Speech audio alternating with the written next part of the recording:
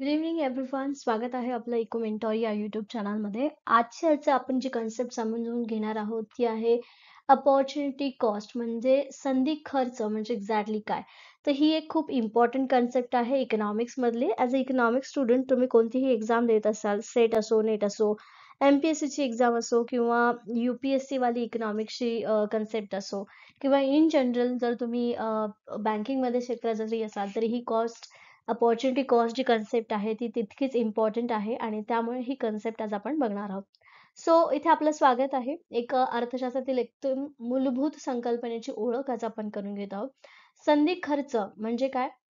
तर संधी खर्च ही अशी संकल्पना आहे किंवा जी आपल्या निर्णयावरती अवलंबून असते. ठीक आहे. जो काही डिसिजन आपण घेणार असो, तर त्या डिसिजन वरती तुम्ही हा खर्च किती केलेला आहे ते तुम्हाला समजतात. एक स्लाइड पुढे जाऊयात आणि आपल्याला लक्षात येईल की काय आहे नेमकं अपॉर्च्युनिटी कॉस्ट किंवा संधी खर्च म्हणजे. तर या ठिकाणी बघा, what is opportunity cost? Opportunity cost is a value of next best alternative that must be given up when making a choice.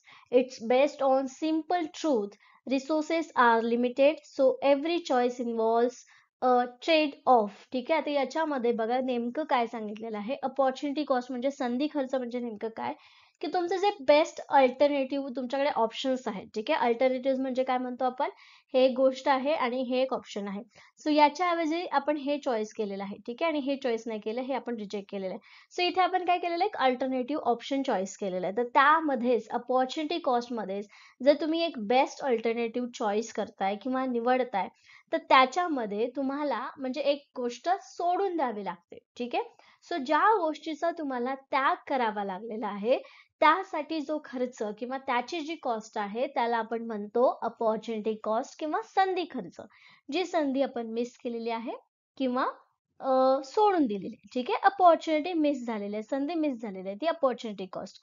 Okay. I am moving to the Marathi slide. आता याच्यामध्ये बघा, संधी खर्च म्हणजे दुसरा सर्वोत्तम पर्याय जो आपण निवड करताना एखादी गोष्ट त्याची सोडून देता, म्हणजे काय, त्याची व्हॅल्यू किंवा त्याची किंमत सोडून देतोय. सोप्या भाषेमध्ये संधी खर्च म्हणजे जेव्हा तुम्ही एका पर्यायाची निवड करता तेव्हा दुसरा पर्याय त्याग करावा लागतो.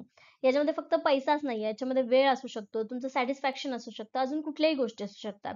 थोडक्यात त्याचं सूत्र जे आहे ते इथे तुम्हाला दिसतं बघा. संधी खर्च म्हणजे काय? संधी खर्च बरोबर निवड न केलेल्या सर्वोत्तम पर्यायाची किंमत. आता याच्यामध्ये का महत्वाचं आहे हे opportunity cost? Sorry. Understanding opportunity cost help us make better decisions by ensuring we consider that we are giving up not just what we are gaining. ठीक आहे. आपल्याला काय मिळवतोय हे नाही, आपण काय सोडलेलं आहे. ठीक आहे. आपल्याकडे एक बर्गर आहे, एक वडापाव आहे. ठीक आहे. आपल्याकडे लिमिटेड पैसे आहेत म्हणून आपण वडापाव घेतलाय. मग आपण अपॉर्च्युनिटी कॉस्ट जे सॅटिस्फॅक्शन आपल्याला बर्गर मधून मिळणार होतं, ते सॅटिस्फॅक्शन हे अपॉर्च्युनिटी कॉस्ट होतं बर्गरसाठी. आपण वडापाव चॉईस केला. बेस्ट अल्टरनेटिव्ह किंवा आपल्याकडे जे अवेलेबल आहे त्याच्यावरून जे काही आपण चॉईस केलेलं आहे ते आपलं आपण मिळवलंय. पण जे आपण त्यागलेलं आहे त्याला आपण म्हणतो अपॉर्च्युनिटी कॉस्ट किंवा संधी खर्च. ठीक आहे. So everyday day to day life मधलं जर एक्झाम्पल एखादं तुम्हाला बघायचं असेल, तिथे बघा, going to college.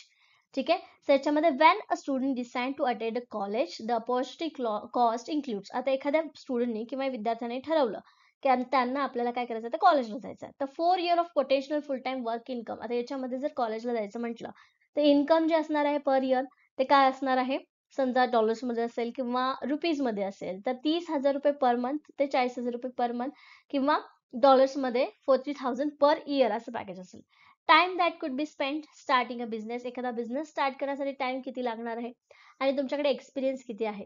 The student chooses education over immediate income. Of course जर तुम्ही जास्त, आता बघा, 10वी वरती तुम्हाला काम मिळू शकतं आणि त्यातून तुम्ही सॅलरी घेऊ शकता, पण तुम्ही काय चॉईस करता, तुम्ही मास्टर्स करणं, तुम्ही सेट एक्झाम देणं, तुम्ही UPSC करणं आणि देन तुमची काय जी पोस्ट मिळेल त्याच्यावरून तुम्ही इन्कम घेणं काय करता, निवडता. म्हणजेच काय करता, जी गोष्ट 10वी नंतर पैसे मिळत होते किंवा 10वी नंतर पैसे मिळण्याचे अपेक्षित होते ते तुम्ही काय करता, त्यागता. या ठिकाणी तुमचा अपॉर्च्युनिटी कॉस्ट तुम्ही अर्निंगचा जो आहे तो काय करता, तिकडे त्याग करता. ठीक आहे. सो अशा पद्धतीने आपण काय म्हणतो, डेली लाईफ मध्ये हे अपॉर्च्युनिटी कॉस्ट आहे. तुमची अपॉर्च्युनिटी होती की 10वी नंतर तुम्हाला एक 10 ते 15 हजाराचा जॉब लागला असता, पण तुम्ही ते अल्टरनेटिव्ह सिलेक्ट न करता तुम्ही काय सिलेक्ट केलेलं आहे, टेकिंग मोर एज्युकेशन. ठीक आहे, म्हणजे जास्तीत जास्त शिक्षण घेणं तुम्ही तिथे चॉईस केलेलं आहे. सो इथे अपॉर्च्युनिटी कॉस्ट आपण कशाला म्हणू शकतो? 10वी नंतरचं इन्कम. ओके. त्याच्यानंतर प्रोडक्शन डिसिजन म्हणजे एखाद्या वस्तूचं प्रोडक्शन करायचं असेल.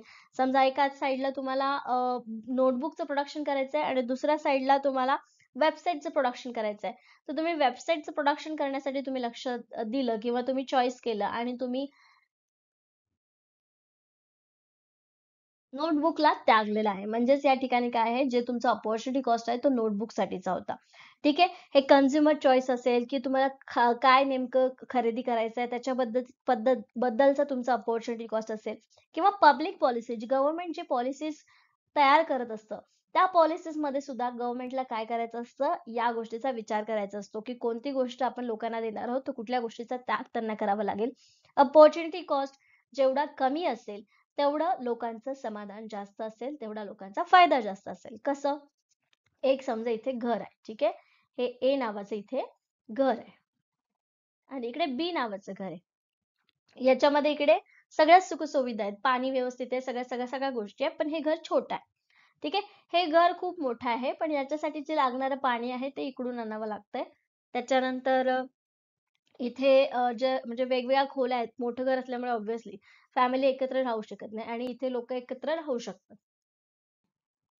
तर या ठिकाणी जेव्हा तुम्ही ए घराची चॉईस करता, तर तुम्ही काय-काय त्यागलेलं असतं या ठिकाणी?